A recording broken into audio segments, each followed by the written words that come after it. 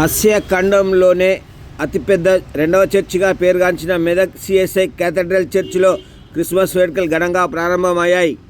గురువారం ఉదయం 4:30 గంటలకు ఆరాధన కార్యక్రమంలో భాగంగా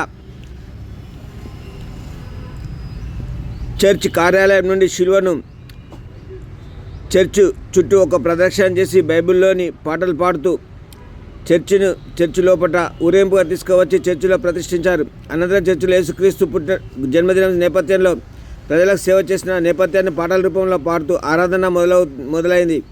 క్రిస్మస్ సందర్భంగా రంగురంగుల విద్యుత్ దీపాలతో అలంకరించారు.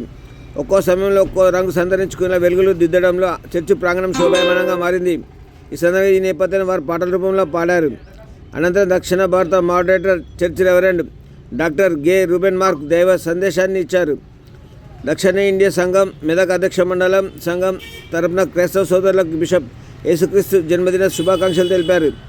లోకంలో యేసుక్రీస్తు జన్మదినం జరపని దేశమంటూ ఉండదని, అన్ని దేశాలు ఆయన లోకరక్షకుడిగా భావించి ఆయన జన్మదినాన్ని జరుపుకుంటున్నారని బిషప్ దైవవాక్యాన్ని వినిపించారు.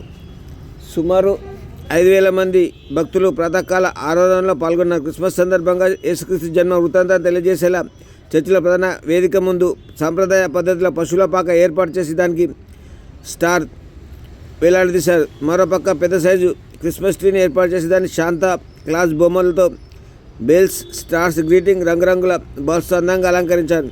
చర్చిలోని విశాలమైన హాల్ను రంగురంగుల మెరుపు కాగితాలు, బెలూన్లు, స్టార్లతో శోభాయమానంగా అలంకరించారు.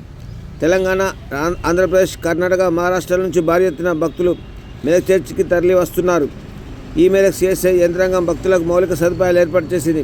జిల్లా ఎస్పీ దేవులపల్లి శ్రీనివాసరావు ఆధ్వర్యంలో క్రిస్మస్ వేడుకలకు ఎలాంటి అవాంఛనీయ సంఘాలు జరగకుండా 500 మంది పోలీసులతో గట్టి బందోబస్తు ఏర్పాటు చేశారు.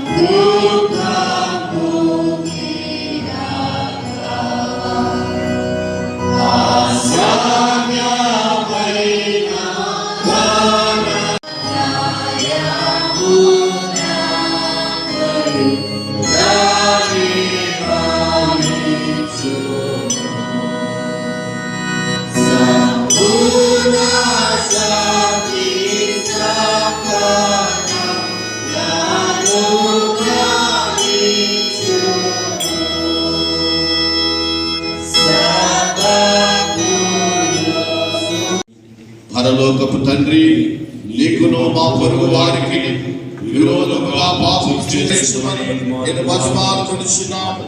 యేసుక్రీస్తు నిమిత్తం మా పాపములన్నిటిని క్షమించు, శక్తిని అనుగ్రహించుము. ఆమేన్.